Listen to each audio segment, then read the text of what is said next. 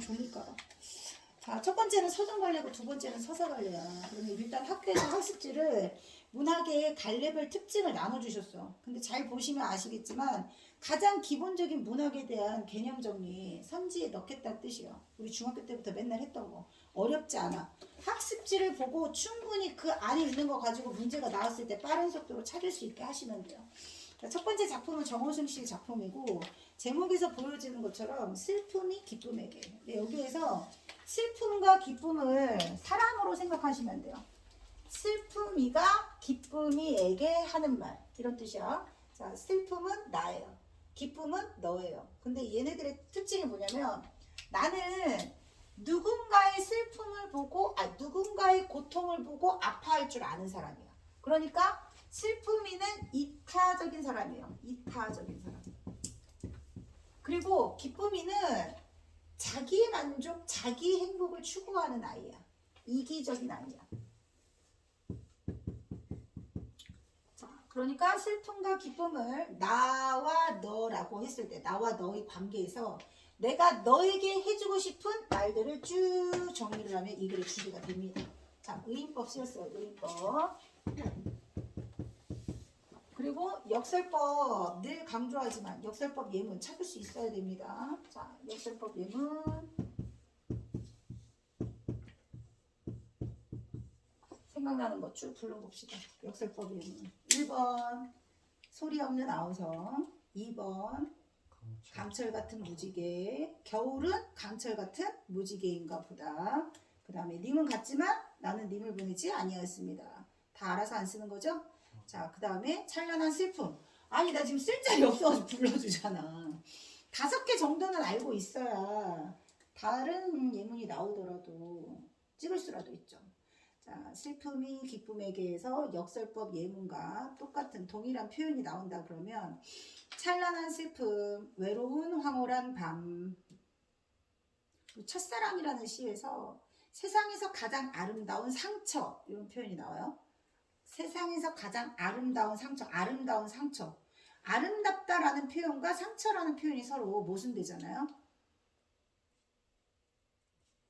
그 다음 님은 같지만 나는 님을 보내지 아니하였습니다. 한용운 시에서 너무나 유명한 구절인데 여기 안에 다른 역설법도 있었어요. 향기로운 님의 말소리에 귀먹고 거기도 역설법이야.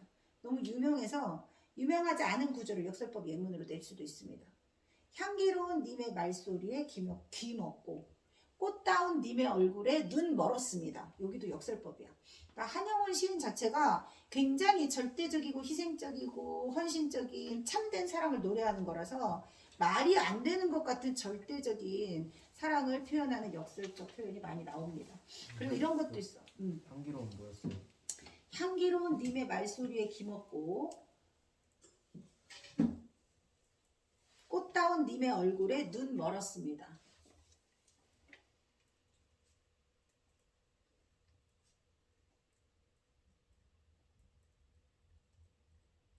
우리의 사랑을 위하여 이별이 있어야 하네. 이런 것도 다 역설법이에요. 우리의 사랑을 위하여 이별이 있어야 한다네. 아름다운 상처 썼죠?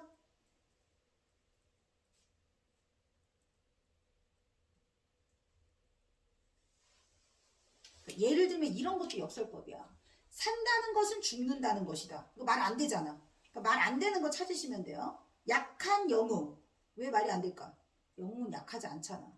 약한 영웅. 이런 것도 역설법이야. 자, 그러면 모순된 표현을 찾는 걸로 역설법 찾으시면 돼요. 자, 슬픔이가 기쁨에게 해주고 싶은 거 1번, 2번, 3번, 4번, 5번, 6번 책에서 찾을 건데 얘네들 공통점을 다 뽑아보니까 겠다. 뭐뭐 하겠다 의지가 드러나 있는 부분이 계속 반복되고 있어요. 운율 형성하겠죠? 자, 자유시고 서정시입니다. 운율은 내재율이에요. 그 정리 내재율 할 때 제자 어이라고 썼더라. 아이로 쓰셔야 돼요. 내재율. 운율이 안쪽에 있다. 아이예요. 아이. 학습지에서. 자, 책에 줄 쳐보세요. 1번 줄 쳐보세요. 자, 나는 이제 너에게도 슬픔을 주겠다. 이게 1번이야. 그리고 책에 보시면 학교에서 이거 음보 나누는 거 했나? 설명이 그냥 학교 설명 기준으로 내가 해줘야 되는데 딱히 뭐 이렇게 필기한 게 없어. 여기에. 설명 이건가? 너무 설명을 너무 허접하게 해주셨어. 그렇게밖에 안 해. 그러니까 이게 끝이지? 너무 심각하게. 중심력 파악하는 거 정도 위주로만 해주신 것 같아. 자, 1번 슬픔을 주겠다. 근데 그 슬픔이 어떤 슬픔이라고? 힘없고 소외되고 가난하고 외로운 우리 사회에서 반드시 누군가의 도움이 절실히 필요한 사회적 약자. 자, 써줬습니다. 2번에 보시면 우리 사회에 누군가의 도움을 절실하게 필요로 하는 소외된 사회적 약자를 드러내는 표현. 또는 누군가의 도움이 절실하게 필요한 사람들. 이런 식으로 해석하시면 돼요. 자, 사랑보다 소중한 슬픔을 주겠다. 계속 슬픔을 주겠다를 반복하고 있잖아요. 식구 반복이라고 하셔도 되고 시어 반복이라고 하셔도 돼요. 또는 겠다 했으니까 동일한 종결 표현이라고 해도 되고, 근데 뭐뭐 하겠다는 화자의 의지를 드러내는 표현이기도 합니다. 그래서 겠다의 반복은 운율을 형성하는 것도 있고 화자의 의지를 강조하는 표현일 때도 많이 쓰여요. 자, 겨울밤 아주 추운 날이에요. 추위와 떨고 있는, 자, 이런 사람들의 특징이 있어. 할머니 동그라미. 자, 할머니가 겨울밤에 몹시 추운 날 귤 몇 개를 거리에 놓고 팔고 계셔. 어떤 분이야? 살아온 날의 고통과 고난과 시련이 아직도 온몸으로 느껴지는 그런 사회적 약자? 불쌍하신 분? 근데 그런 분한테 너는 귤값을 깎으면서 기뻐하던 너, 줄쳐.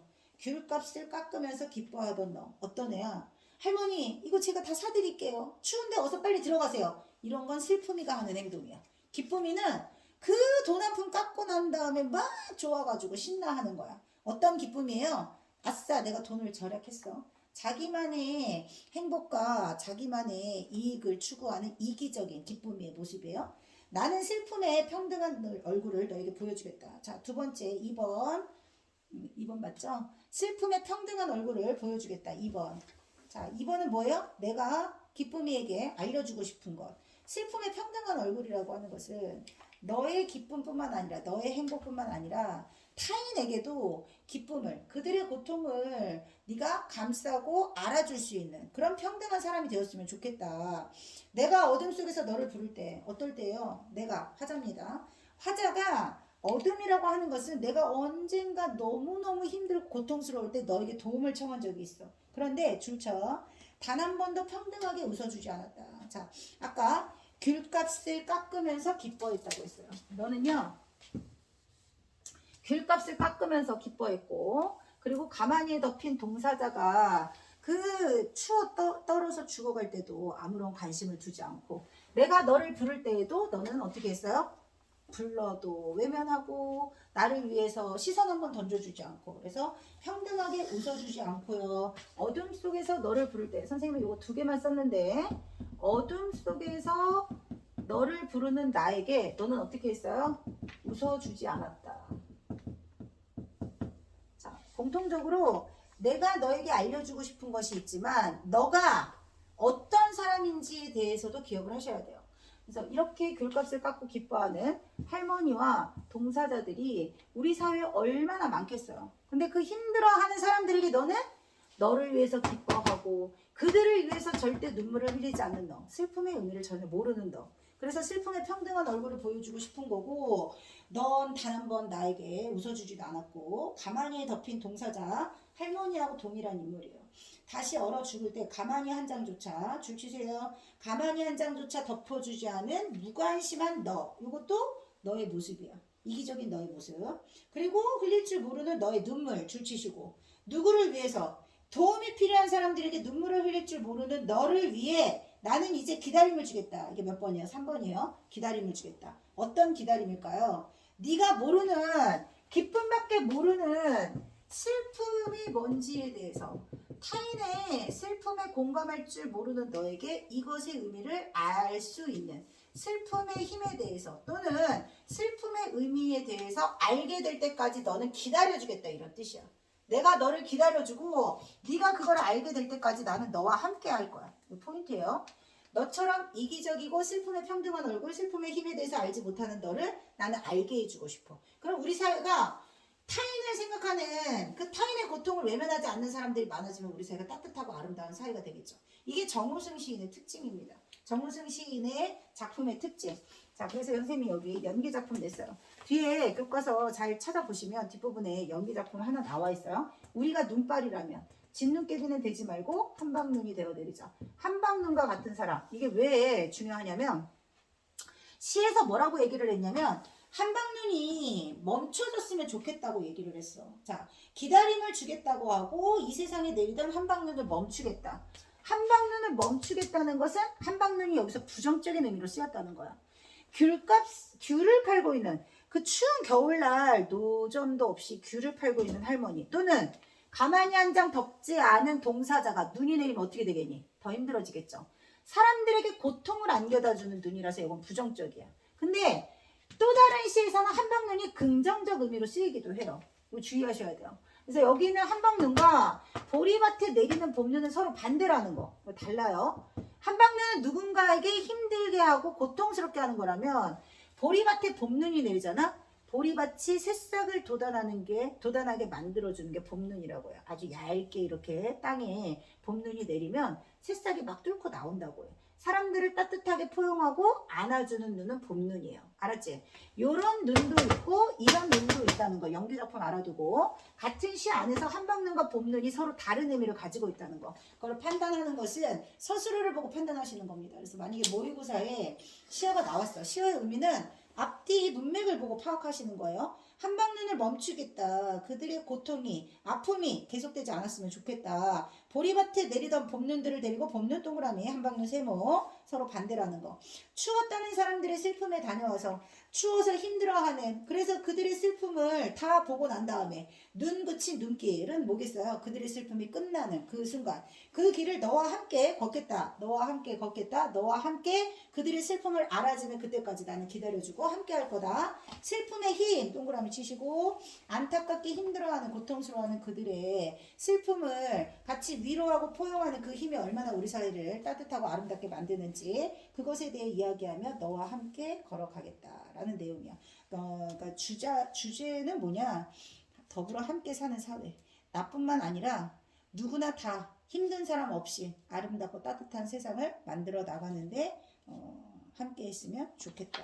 자, 오른쪽에 설명 잘 보고 16쪽에 보시면 학습활동이랑 문제 다 있습니다. 보고 설명 다 보고 문제를 풀어오시도록 하세요. 꼼꼼하게 한 개도 빼놓지 않고. 그리고 22쪽 보시면 빈칸 채우는 것도 있어.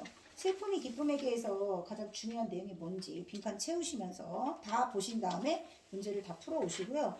25쪽 같은 경우는 니네가 학교에서 학습지 선생님들이 설명 나눠줬잖아요. 배경지식 플러스 이거 꼭 읽는 겁니다. 이거 다 들어가요.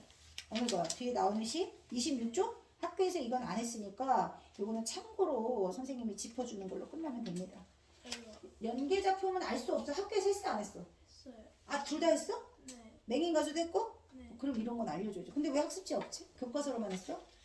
아, 그러면 이것도 해야죠. 자, 26쪽, 27쪽에서 눈발도 했다고? 네. 맞아요? 그러면 그래요. 그러면 선생님이 이것도 다음 주에 설명하는 걸로 하고. 자, 그 다음에 28쪽 보시면 28쪽. 자, 28쪽에 서사갈래의 개념과 하이갈래라고 나와 있지. 이거 뭐예요? 학교 학습지 내용입니다. 학교 학습지 내용이니까 거기 배경의 역할 보세요. 28쪽에 배경의 역할 찾았어요? 자, 달밤에서 배경의 역할이 중요한 이유. 맨 마지막 장면에서 배경과 관련되어 있는 문제가 꼭 나와. 배경의 역할 찾았죠? 자, 여기 선생님 적어준 거. 마지막 결말 부분이요. 달밤에 막 비틀비틀거리면서 막 이상한 되지도 않는 일본 노래를 부르면서 담배 피면서 비틀거리면서 가는 황수건의 모습. 그 모습을 달빛이 이렇게 쫙 내리비치고 있어요. 캄캄한 어두운 밤길. 황수건의 현재 살아가는 처지가 암담해. 되는 일이 하나도 없어. 그 암담하고 희망이 없는 황수건에게 뭔가 밝은 달빛이 그를 막 비춰주는 것 같아. 그런 모습에서 배경이 하는 역할이 뭐냐. 그래서 배경은요, 첫 번째 인물의 심리와 사건의 전개 방향을 암시합니다. 두 번째 주제를 부각시킵니다. 이런 황수건과 같은 인물이 급변하는 시대에, 급변하는 사회에 적응하지 못하고 이렇게 살아가는 걸 안타까운 마음으로 바라보는 나. 이게 주제거든요. 근데 그런 주제를 부각시키면서 인물의 행동과 사건의 신빙성, 사실성을 높이고요. 전반적인 분위기를 조성합니다. 배경이 매우 중요한 역할을 하는데 어느 장면에 마지막 결말에서 결정적으로 이 글에서 배경의 역할이 중요하다. 그리고 이런 달밤이 되게 소설에서 중요한 역할을 하는 작품이 하나 더 있어요. 메밀꽃 필 무렵. 이효석의 메밀꽃 필 무렵도 달밤이 굉장히 중요한 역할을 해요. 상고가 계속 그 교과서 아닌 학습지도 아닌 외부 연계 지문을 문제로 내는 경향이 몇 년 전부터 높아지고 있어. 그래서 달밤의 역할은 이 이야기에서 굉장히 중요한 역할을 하잖아. 제목도 달밤이잖아요. 근데 이런 달밤이 되게 중요한 역할을 하는 게 뭐가 있다고요? 이효석의 메밀꽃 필 무렵.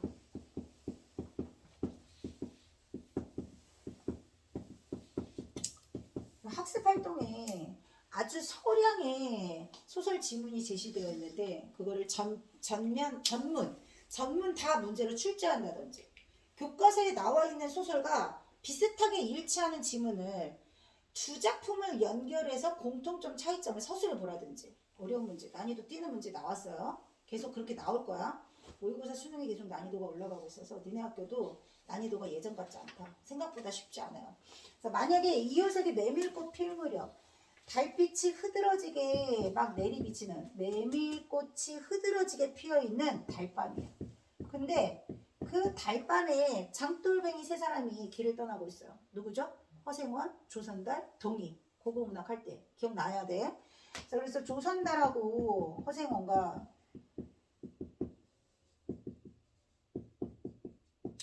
동희가 함께 동행을 하면서 가는 그런 길입니다. 자, 근데 여기에서의 달밤은요 굉장히 낭만적이고 서정적이야.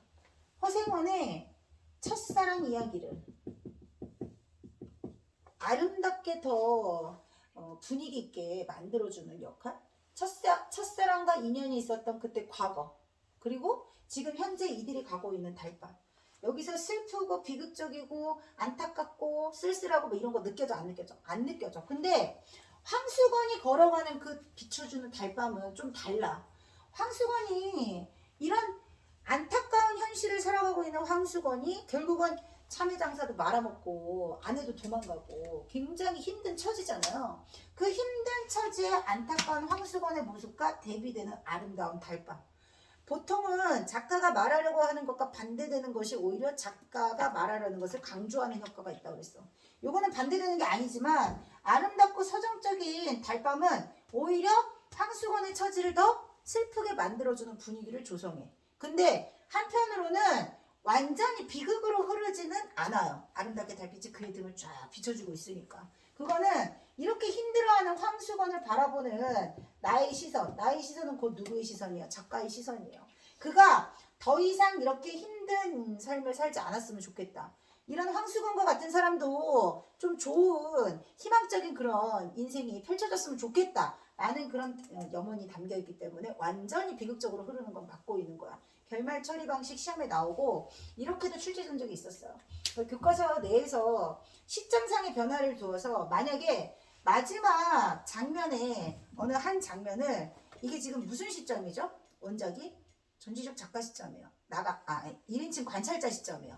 나가 황수건의 이야기를 하니까 1인칭 관찰자 시점인데 이걸 전지적 작가 시점으로 바꿨을 때 서술 방식 다시 해보라고. 6점짜리인가 7점짜리로 나왔었거든요. 근데 이제 어떻게 해야 되냐? 나는을 빼셔야 돼요. 나는을 빼셔야 되고 마지막 장면에 황수건의 심리가 직접적으로 드러나게 서술해야 돼. 그런 식으로 바꿔서 내는 문제도 나왔다. 그래서 소설은 생각보다 계속 문제 유형이 좀 어려워지고 있는 경향이 있다는 거. 자, 학습지에서 선생님들이 서정갈래, 서사갈래 개념을 많이 해주는 이유는 그 개념을 바탕으로 응용 문제를 좀 풀어보세요 하는 유형의 문제가 생긴다는 거. 그리고 서술형 문제 나온다고 해서 안 나온다고 했어. 나오는 애도 있고 안 나오는 애도 있어. 그거 몰라? 있어요. 응, 확인해봐. 안 나온 애도 있고 나온 애도 있어. 근데 이거 약간 자세히 하진 않고 그치? 그냥. 시의 한 방면이 다르다. 다르게 나온다. 근데 솔직히 거의 대부분 자세히 안 해줬어. 너무, 그치? 나와요? 없어요. 없어요. 없어요? 서술은 안 나온대요? 네. 그러면 자 그다음 갈등 유형 봐봐. 갈등 유형. 자 내적 갈등과 외적 갈등이 있어요. 그러면 이 이야기에서 갈등 유형 찾았죠? 내적 갈등 나올까요? 안 나올까요? 안 나와요. 내적 갈등이 나나 황수건이 갈등하는 장면이 나와야 되는데 그런 게 안 나와. 내적 갈등도 없고 외적 갈등도 없어요. 알았죠? 이 이야기에는 내적 갈등과 외적 갈등이 없다. 이 이야기의 특징은 지금 1930년대에 우리나라가 급변하고 있어. 일제강점기 때 근대 문물이 엄청 많이 들어오면서 근대화의 속도를 맞추지 못하는 대표적인 유형의 사람이 황수건인 거야. 그래서 어수룩하고 분별력 없고 엉뚱하고 거기다가 심지어 허풍까지. 황수건이 어떤 허풍이 있죠?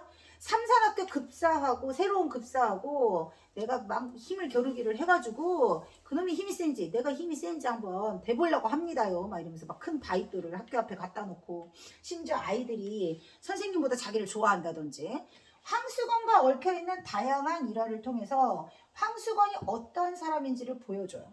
아시겠죠? 이게 중심 내용이야. 근데 이런 황수건을 사회에서는 이 사람을 좀 상대해주나? 아니면 이 사람을 좀 따뜻한 시선으로 바라봐주나? 절대 아니야. 그래서 황수건을 사람들이 굉장히 무시하고 좀 약간 놀려먹는 거라는 걸 알려주는 것도 있어요. 아내가 도망갔다고 농담을 막 해, 사람들이. 그럼 황수건이 어떻게 되지? 얘가 원래 학교에서 어떤 일을 주로 맡아요? 종치고 수업 좀 알려주고 뭐 이런 걸 해야 되거든. 근데 아내가 도망갔다고 농담을 하면 보통 사람들은 농담을 농담으로 받아들이거든. 근데 종을 치는 시간도 아닌데 그냥 막 쳐가지고 빨리 끝내고 아내가 도망갔을까봐 막 이렇게 쫓아간다든지 이런 장면도 있고. 삼산학교에서 근무하고 있을 때 일본인 시학관이 학교 순실을 왔어요. 근데 그 사람 앞에서 막 쓸데없는 소리를 막 짓거리고 막 그러다가 종치는 걸 또 까먹는다든지. 그리고 원배달원이 되는 게 꿈인데 원배달원 되지 못하고 심지어 보조배달원 일도 쫓겨나 버리는 그런 하는 일 하나도 되지 않는 그런 황수건의 일화를 통해서 사람들은 노랑수건이라고 황수건을 얘기하거나 또는 반편이라고 놀려요. 반편이는 잘 못하는 모지기 멍청이 뭐 이런 뜻이야. 자, 왜 노랑수건이 놀리는 표현이냐면 원래 황자가 여기서 누를 황자가 아니거든요. 누를 황자가 아니고 이름을 가지고 장난을 치는 거야. 그냥. 근데 황수건은 그런데도 노랑수건 하면 우리 동네에서 모르는 사람이 없어요. 이러면서 막 나한테 우스갯소리를 막 또 합니다. 사람들이 놀리는 건지 뭔지 분별 잘 못해요. 이런 인물에 대해서 나는 어떻게 바라보고 있는가? 서술자인 나는 이런 황수건을 이 사람들이 노랑수건 반편이라고 놀리는 반면 나는 이런 황수건에게 연민과 안타까움과 따뜻한 그런 마음을 가지고 있는 사람이야. 그래서 황수건한테 장사 미천까지 대준 거야. 알았죠? 그러니까 나의 시선, 나의 생각 그것만 나오지 두 사람의 갈등 관계는 전혀 나오지 않는다는 거. 소설에서 사실 제일 중요한 건 갈등 양상이거든요. 근데 갈등 양상이 없다. 왜? 나가 황수건과 갈등하는 게 아니라 황수건을 바라보는 나의 시선은 이거 좀 잘 됐으면 좋겠는 거야. 그래서 아시겠죠? 자, 그 다음에 이렇게 한동안 보이지 않았던 장사미천을 대주고 난 다음에 한동안 시간이 흘렀는데도 황수건이 안 오다가 황수건이 나타났어요. 장사 다 망했고 아내가 도망갔다는 얘기를 요약적으로 제시해주는 부분이 있어요. 직접 서술입니다. 요약적으로 직접 서술. 자, 그리고 황수건이 대화하기를 좋아한다고 그랬잖아요. 황수건과 나의 대화 장면도 많이 나와요. 직접 서술해 주는 경우도 있지만 간접적으로 황수건과 나 사이의 대화를 통해서도 황수건과 나 사이의 대화를 통해서도 인물의 성격, 인물의 상황을 간접적으로 알 수 있다는 거. 직접 제시된 부분과 간접적으로 제시되어 있는 부분. 대화는 보여주기 방식이기 때문에 두 사람의 대화를 통해서 알 수 있는 거. 뭐 이런 거 있잖아요. 우두를 막 주사를 놓으면 안 된다. 힘이 딸린다. 약해진다. 그리고 막 와가지고는 이 얘기 저 얘기. 배달부 잘리고 난 다음에 짐은 잘 들어옵니까요? 뭐 이러면서. 그러니까 첫 대면부터 남들은 잘 할 것 같지 않은 말을 막 주저리주저리 해. 근데 실속 없는 말. 약간 아무도 상대해 줄 것 같지 않은 자기만 아는 그런 얘기, 자기만의 세계에 빠져 있는 그런 이야기를 통해서 황수건의 성격을 또 알 수도 있다. 자, 이게 중심 내용이에요. 책을 보면서 확인을 할 겁니다. 자, 거기 어디 보시냐면 29쪽 보세요. 29쪽. 자, 아까 얘기했던 대로 시점의 변화 기출된 적 있었으니까 시점이 달라지면 어떻게 되는지 그거 보셔야 됩니다. 시점 별표 쳐보세요. 자, 이 글의 시점이 1인칭 관찰자 시점이라고 그랬어. 소설 속 부수적인 인물인 나예요. 그리고 주인공 황수건이에요. 1인칭 관찰자 보는 거예요. 자, 그리고 주인공의 내면을 직접 드러내지 않아요. 직접 드러내지 않고 어떻게 할까요? 황수건의 말과 행동을 통해서 보여줘. 나가 황수건의 말과 행동을 통해 보여주면 주인공이 어떤 인물인지 알 수가 있어요. 그래서 긴장감과 신비감을 줄 수도 있고요. 관찰자인 나의 눈에 비친 것만 서술함으로 줄쳐. 나의 눈에 비친 것만 서술함으로 서술 내용이 제한적이라는 거. 1인칭 관찰자 시점의 특징 줄쳐. 그 다음에 독자들이 서술 내용을 근거로 인물의 심리나 줄치세요. 인물의 심리나 성격, 사건 전개 과정을 추측할 수 있습니다. 줄쳐. 그러니까 작가가 이야기를 풀어나갈 때 관찰자 시점으로 쓰는 것은 독자들이 이 이야기를 통해서 다 자신들만의 생각과 견해를 충분히 수용할 수가 있어. 아, 나는 이렇게 생각하는 것 같아. 이런 게 가능하다는 거죠. 그리고 전지적 작가 시점으로 만약에 바뀌잖아. 자, 전지적 작가 시점이 기출됐었다고 했습니다. 소설 밖에 서술자니까 일단 1인칭 관찰자 시점에서 전지적 작가 시점으로 바뀌면 뭐가 없어져야 된다고? 나가 없어지면 돼요. 그럼 나 대신 무슨 뭐 이름을 제시하면 돼요. 근데 마지막 장면에는 나를 특별히 서술할 일은 없어요. 황수건과 관련된 이야기를 위주로 나오기 때문에. 그래서 사건 줄치세요. 서술자가 인물과 사건 전개를 모두 알고 있는 입장. 이게 중요해. 모두 알고 있는 입장이기 때문에 황수건이 노래를 부르면서 담배를 피면서 가면서 무슨 생각을 했을지가 반드시 직접 제시되어야 됩니다. 그러면 전지적 작가 시점으로 바뀌게 되는 거다. 그 다음에 독자가 상상력을 발휘하는 건 관찰자 시점일 때의 특징입니다. 자, 그리고 29쪽에 거기 배경 30년대야. 동그라미죠. 그 다음 공간적 배경은 성북동이야. 동그라미죠. 자, 30년대가 어떤 시대라고? 근대화. 급격한 근대화로 빠른 속도로 시대가 변하고 있어. 변화하는 시대에 황수건은 잘 적응하지 못한다. 자, 근데 이 서울 성북동이 우리 동네에 있는 그 성북동입니다. 근데 무슨 차이가 있냐면 성북동은 사대문 밖에 있는 곳이야. 사대문 밖.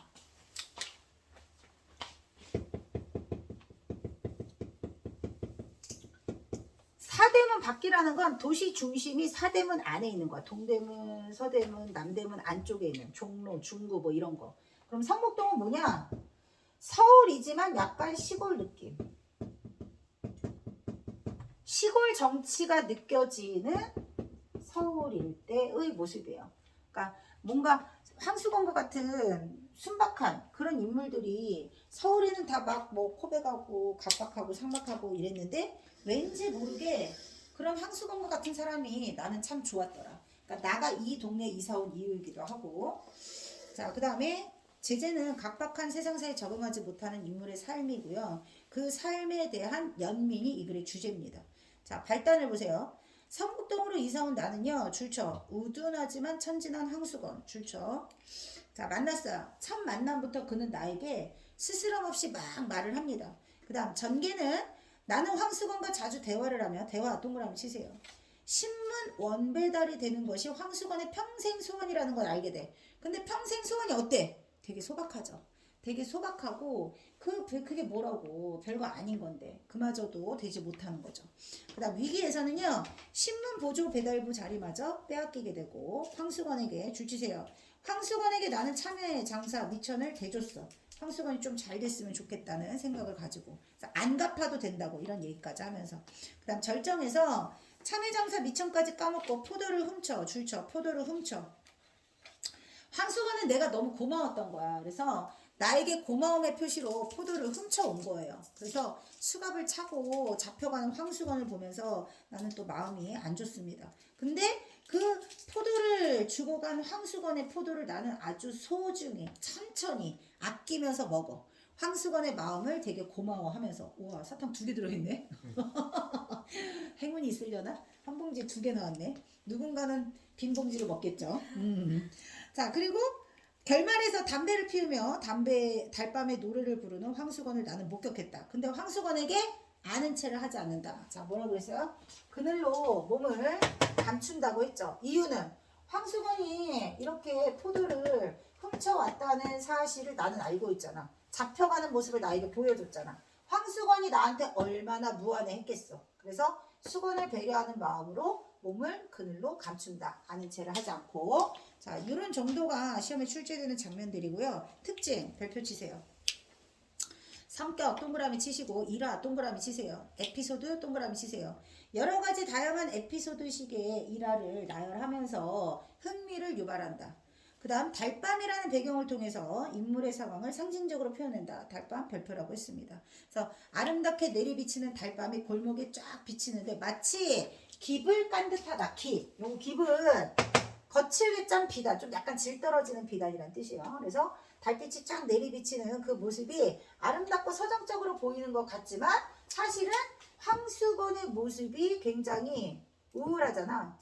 불행한 우울한 황수건의 모습과 대비되는 배경이에요. 대비되는 배경은 어떤 강조 효과가 있다고 그랬어? 고단하고 지치고 답답한 황수건의 모습을 부각시키고 강조하는 역할을 한다. 하지만 나는 이런 황수건이 잘 살아갔으면 좋겠다. 좀 내일은 희망이 있었으면 좋겠다. 근데 누가 봐도 황수건은 내일 잘 될 일이 기미가 있어요, 없어요? 없어요. 그래서 달밤이 그를 이렇게 쫙 감싸주는 것처럼 그렇게 표현한 거고, 황수건은 다음에 어떻게 될지 알 수는 없습니다. 이런 걸 열린 결말이라고 해요. 황수건은 그 뒤에 어떻게 되었을까? 각자의 상상에 맡긴다. 그래서 비틀비틀거리면서 걸어가는 그런 모습으로 끝난다. 세밀한 묘사를 통해서 사건과 인물을 선명하게 드러나고요. 주제는 못난이 황수건에 대해서 연민을 느끼고 있다는 거. 이태준 작품의 특징입니다.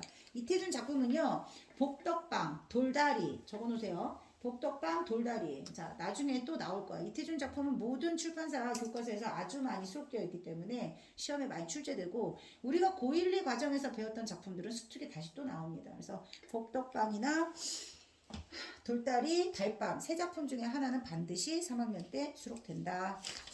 자, 넘기세요. 30조.